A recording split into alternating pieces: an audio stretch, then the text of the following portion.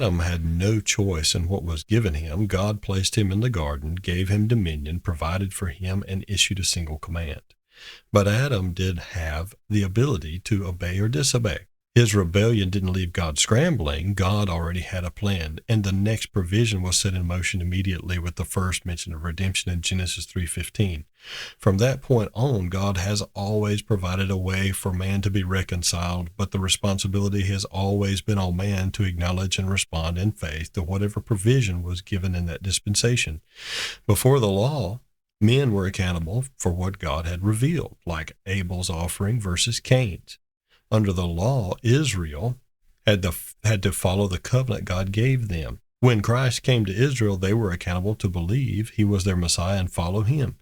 Today, in the dispensation of grace, the provision is simple faith in Christ's finished work, 1 Corinthians 15:1-4 and Romans 4:5.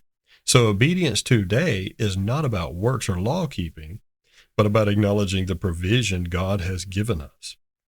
Faith in Christ's finished work alone. Just like Adam had to respond to what God said, we must respond to what God has revealed in our time. We don't get to choose to follow Christ's earthly ministry, just as we would never sacrifice like Abel or build a big boat like Noah. That's rightly dividing the word of truth, 2 Timothy 2:15. Find out what Paul, our apostle, teaches, because if we are following Christ today, we are following Paul as a pattern given to us by Christ, separate and apart from Israel's gospel of the kingdom.